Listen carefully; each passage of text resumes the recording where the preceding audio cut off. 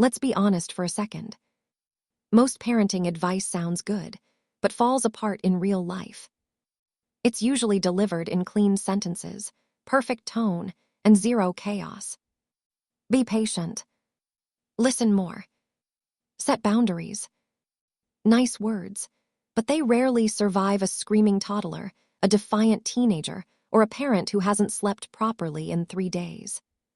The truth is, most parenting advice is built for calm moments, not real ones.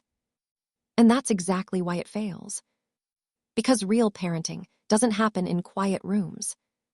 It happens in noise, in stress, in exhaustion, in guilt. Here's the first uncomfortable truth. Most advice ignores the parent. It treats parents like robots, always calm, always logical, always emotionally available. But parents are human. They get overwhelmed. They get triggered. They carry stress from work, money, relationships, and their own childhood. So when advice says, stay calm no matter what, it sounds helpful, but feels impossible. And when parents fail to follow it, they don't just feel frustrated. They feel like they're failing. That's not guidance, that's pressure.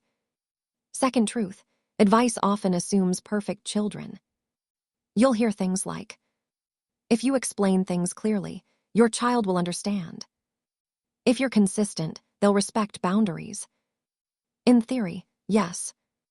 In reality, kids are emotional, unpredictable, and sometimes completely irrational.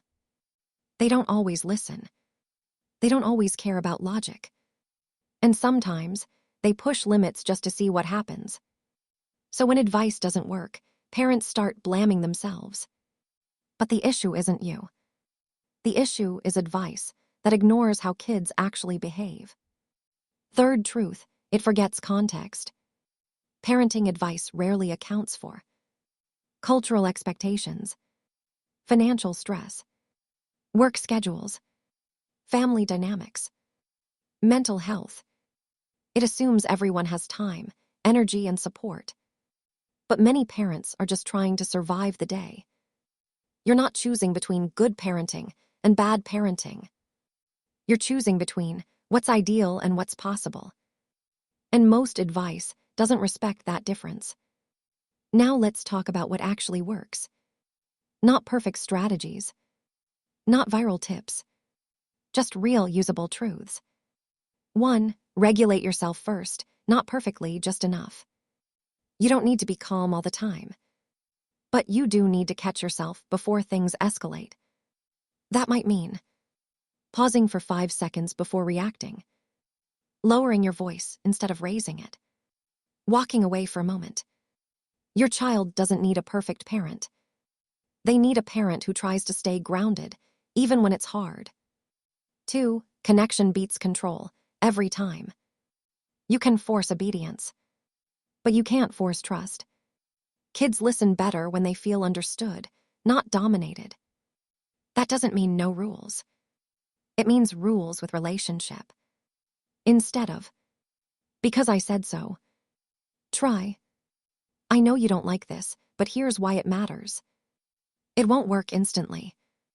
But over time, it builds something stronger than compliance. It builds respect. 3. Consistency matters more than intensity. Big reactions don't create better behavior. Predictable responses do. You don't need to shout louder or punish harder. You need to respond in a way your child can recognize and expect. That's what makes boundaries real. 4. Repair is more important than perfection. You will mess up. You will lose your temper. You will say things you regret. That doesn't ruin your child. What matters is what you do after. Apologizing doesn't make you weak. It teaches your child how to take responsibility. It shows them that relationships can recover. And that's a skill they'll carry for life. 5. Your childhood is influencing your parenting, whether you notice or not. This is the part most advice avoids. The way you were raised shapes how you react to stress, what triggers you, what you expect from your child. If you were ignored, you might overcompensate. If you were controlled, you might avoid setting limits. If you were criticized, you might fear repeating that pattern. Understanding this doesn't make you a bad parent. It makes you a more aware one. 6. There is no universal right way. What works for one child may fail completely with another. Personality matters, age matters, environment matters. So instead of chasing perfect methods, ask, what does my child actually need right now? Sometimes it's discipline. Sometimes it's comfort. Sometimes it's space. The skill is learning to tell the difference. 7. Good parenting is often boring and repetitive. No one talks about this. The real work isn't dramatic. It's saying the same thing 10 times, holding the same boundary every day, showing up even when you're tired. It's not glamorous, but it's what builds stability. Let's end with this.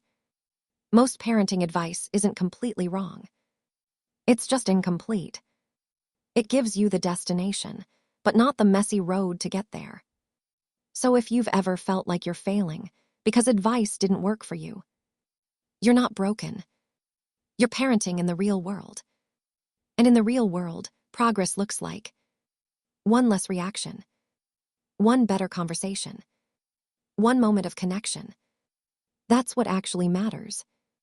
Not perfection, not theory. Just showing up, learning and trying again every single day.